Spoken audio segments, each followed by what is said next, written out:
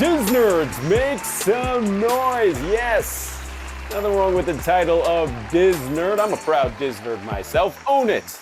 And thank you, live studio audience, for being here, making so much noise, and for definitely being real and not artificially pumped in. Welcome to episode 127 of Disney Jeopardy. As always, I am your host, Bryan Perri.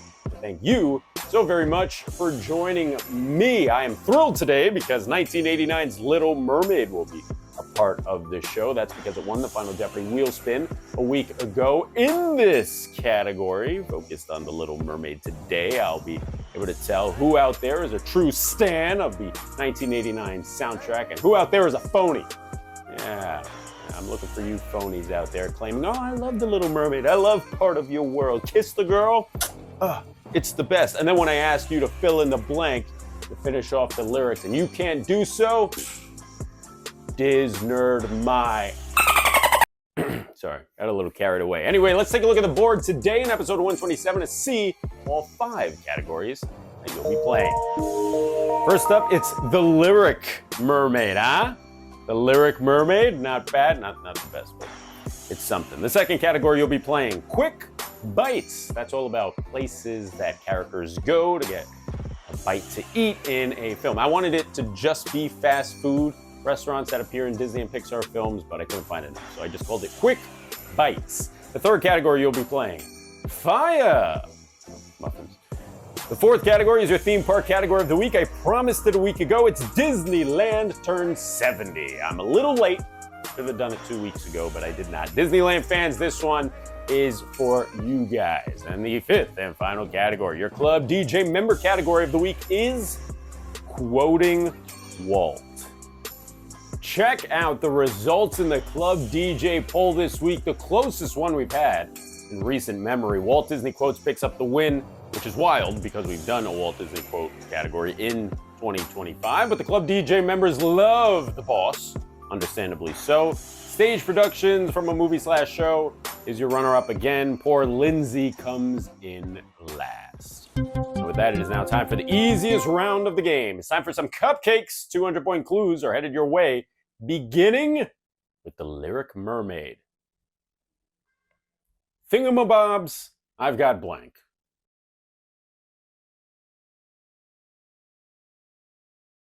Well, those lyrics are from the Little Mermaid's most popular song, I would argue, Part of Your World. If you knew that, you might know that the correct answer is 20. Got who's its and what's its galore. You want thingamabobs? I got 20. Let's get a quick bite for 200. Be sure to stop by Flo's V8 Cafe for some fine motor oil next time you're driving down this road. I'm talking about the one from the film Cars, not the one that you can actually visit in California Adventure.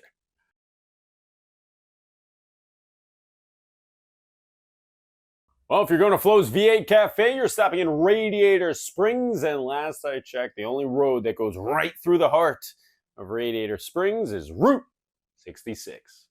Never need a map again, thank you. How about something to drink? Stop at Flo's V8 Cafe. Finest fuel on Route 66. No, we just topped off. Fire burning on the dance floor. It's the 200-point clue from the category of fire. Fire and Ash is the title to an upcoming third film in this multi-billion-dollar movie franchise.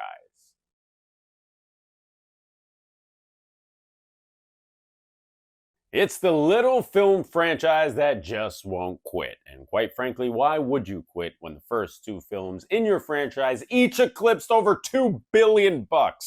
Only one film franchise has done that. The correct answer is Avatar.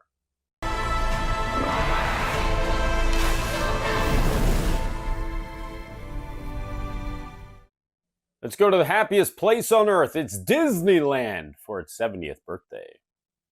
Walt Disney kicked off the Disneyland TV special on opening day by appearing on screen for the first time, riding this attraction.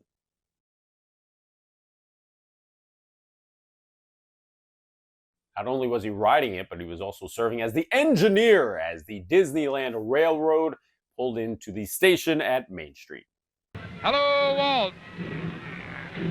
Hello, Governor. Boy, How How did the run go? Oh, fine. The governor had her around through Frontierland, and then Fred Gurley there, he took her around. I picked her up and brought her in.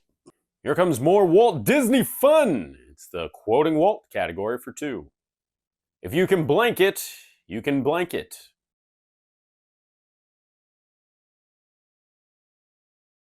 The answer here is dream and do. If you can dream it, you can do it.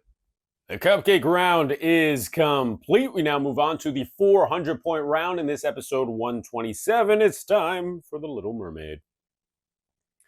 Don't underestimate the power of blank blank.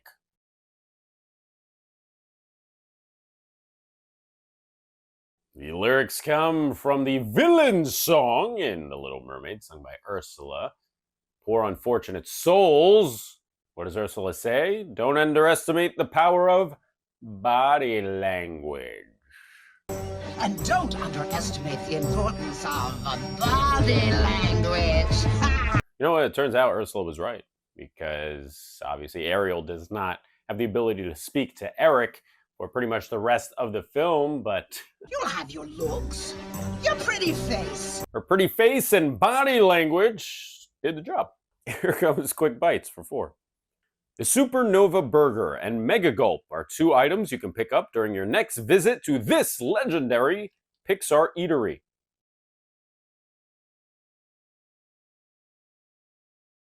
It's got to be the most popular food destination in any Pixar film, right?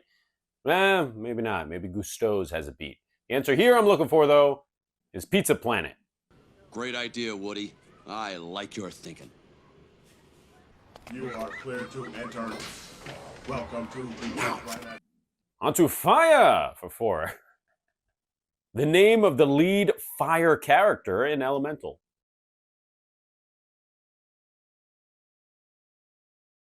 Who is Ember? Ember! Oh, I'm so excited to finally meet you.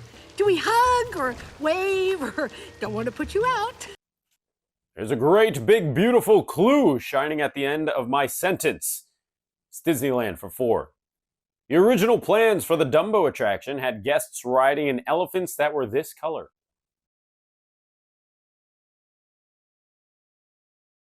So while Disneyland was being built, the original plan was to always have a Dumbo attraction, but similar to the way there's only one Mickey Mouse, there's only one Dumbo, right? So how are you going to have an attraction with a bunch of different Dumbos if there's only one of the famous flying elephant? Originally, the attraction was supposed to be filled with just pink elephants, like the ones from the drunk sequence that our boys Timothy Q. Mouse and Dumbo experience in the film.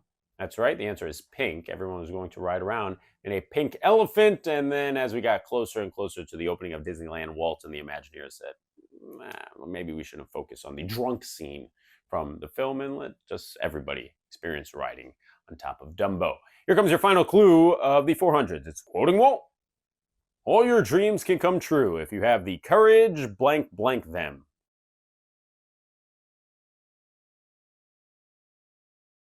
The answer is, all your dreams can come true if you have the courage to pursue them. 10 clues down, we're moving on to the 600-point round now. Here we go, Little Mermaid fans. The newt play the blank, the carp play the blank.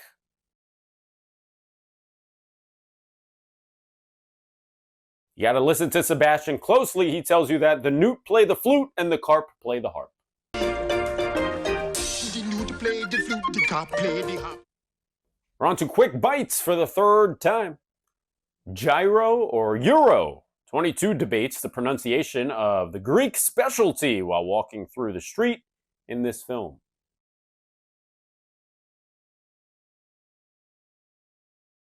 In New York, we like to call it street meat. Funny name. That's the food you get from vendors on the streets of New York. There's no guarantee that Joe Gardner or 22 got the gyro from a street vendor, but they're walking through the street eating it. Correct answer is Seoul. I'm telling you, Joe, it's pronounced gyro. Yeah, but in New York, we call them gyros. It's Greek. Now, I got in a fight with our committees about this. He said it's Gyro. yo-yo. Gyro. YOLO. Gyro. Sergio? Gyro. I miss that guy. Here comes your halfway point of the game. It's Fire for 6. The name of the sequel to Planes.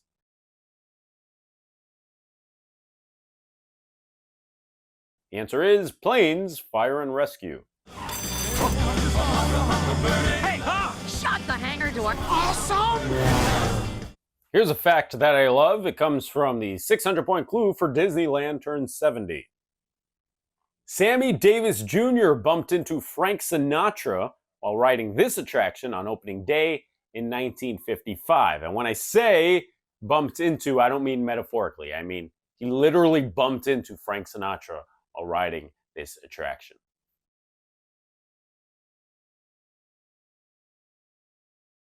Correct answer is Autopia. Frank Sinatra. Hello, Franco. Who's driving? Frankie Jr.? My son, yes. Don't hit this man. Oh! Look who hit who. Sammy Davis Jr. Hello, Sammy. And where's Gail? We finish off the 600s with quoting Walt. There's really no secret to our approach. We keep blank blank.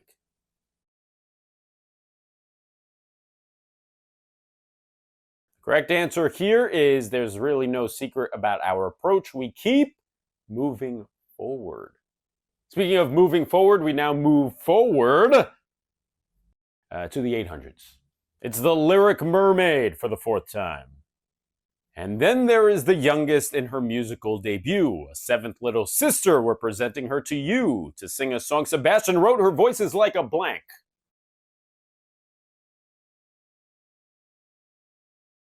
These lyrics are from the most forgotten song in The Little Mermaid, I'd argue, the Daughters of Triton song that comes at the start of the film. As we look at the lyrics, a 7th little sister, we're presenting her to you to sing a song Sebastian wrote. Her voice is like a hello, Belle. A different kind of bell, but Belle. Sebastian wrote, her voice is like a bell. She's a sister. Her voice is like a bell? Is that a compliment? I don't know. If I'm singing, I don't know if I want someone saying, wow, Brian, your voice is like a bell. What kind of bell? Anyway, let's move on. Quick Bites for 8. Home to more than just food, this corporation got its name when the company Buy Yogurt bought the company Large Industries.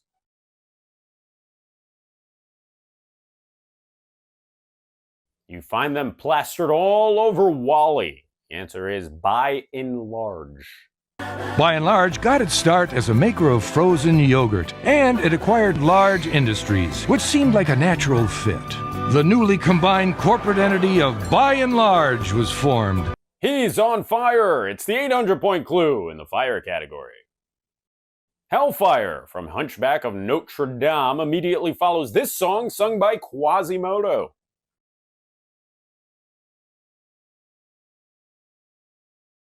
Now, technically, in the film, Hellfire does come right after this song, but if you look in the soundtrack, it's actually the same song.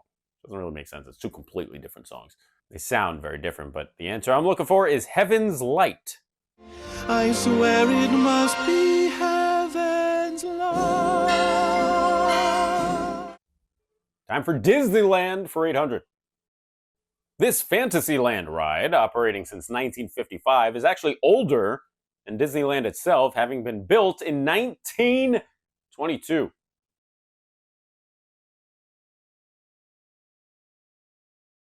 The attraction was actually built in the city of brotherly love, Philadelphia, Pennsylvania, then made its way up north to Toronto before Walt Disney purchased it and then took off some of the animals and replaced them all with horses. Correct answer is King Arthur Carousel. Final clue before the 1000s brings us to quoting Walt. The most important part of our Florida project, in fact, the heart of everything we'll be doing in Disney World, will be our blank, blank, blank, blank, blank.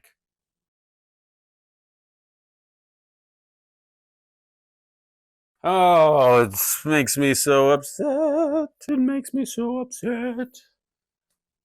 What is the heart of the Florida project? Does anyone know? Anyone want to guess? It was the city of Epcot, which obviously did not come to be, which keeps me up every single night. If we fill in the blanks, though, here's a little fun tidbit. We get experimental prototype City of Tomorrow. Now, if you said experimental prototype community of tomorrow, I'll let it fly because I think Walt just misspoke in that moment. I'll play you the clip right now. The most exciting, the most important part of our Florida project, in fact, the heart of everything we'll be doing in Disney World will be our experimental prototype city of tomorrow. We call it Epcot. And then, after saying city, he repeats himself and changes it to community. Spelled E-P-C-O-T.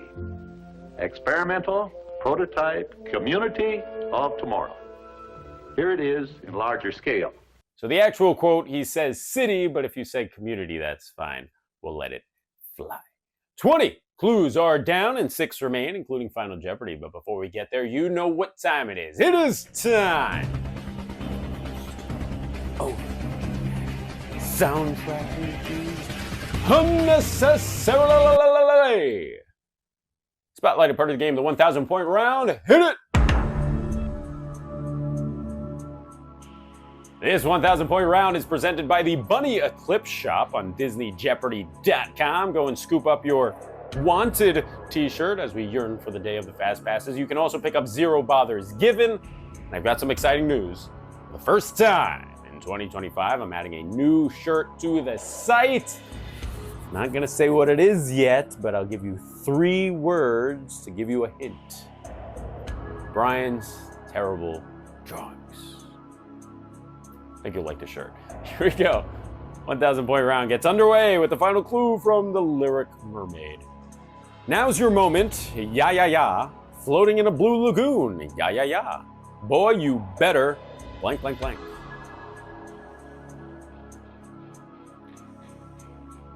Correct answer is do it soon. Floating in a blue lagoon. Boy, you better do it soon. Here comes your final clue from the quick bite category. The name of the fast food establishment in Onward that serves second breakfast.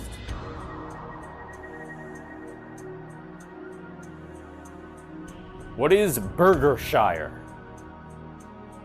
Let's finish off the fire category for 1,000. This scene, titled The Firebird Suite, can be seen when watching this Disney film.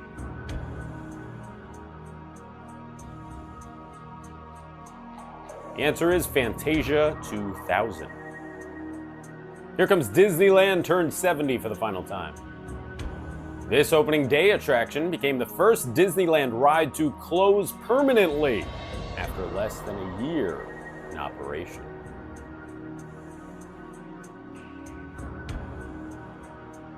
You want to be specific, it was actually less than 2 months, I believe, when the Tomorrowland boats closed. They became the Phantom boats. I'm not sure why they went with the term Phantom boats. There's nothing really scary about them. But the Tomorrowland/Phantom boats were the first attraction to shut down after being an opening day attraction. Final clue on the board before Final Jeopardy brings us to quoting Walt. Adults are only blank blank up anyway.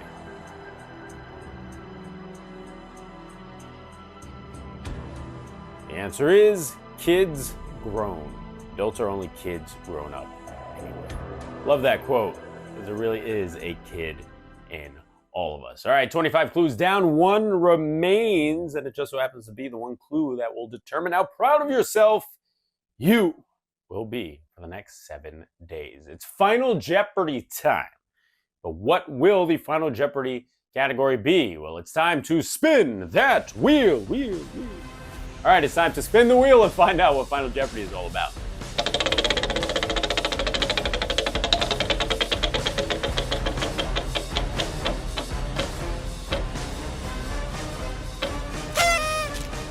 Is that the most underrated Disney film of all time, I spy?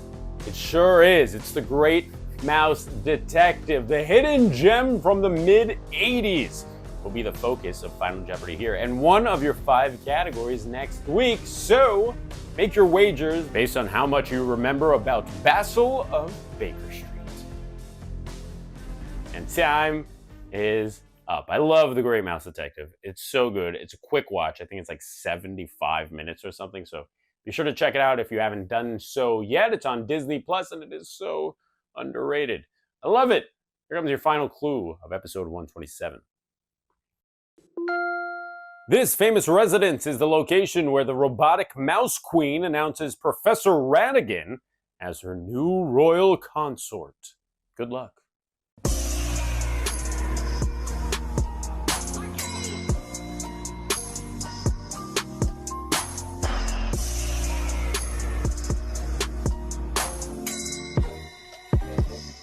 And time is up. It is a real-life location found in England. That, of course, is where The Great Mouse Detective takes place. The correct answer here is Buckingham Palace. To Buckingham Palace!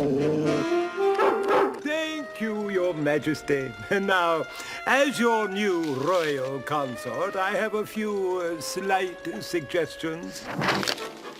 And that does it for episode 127 of Disney Jeopardy. Thanks so much for watching. Club DJ members, you guys knocked it out of the park last week with all the voting in the poll. Just 3 percentage points. Look at that. What is the difference? That put quoting Walt into this episode rather than Stage Productions. But guess what?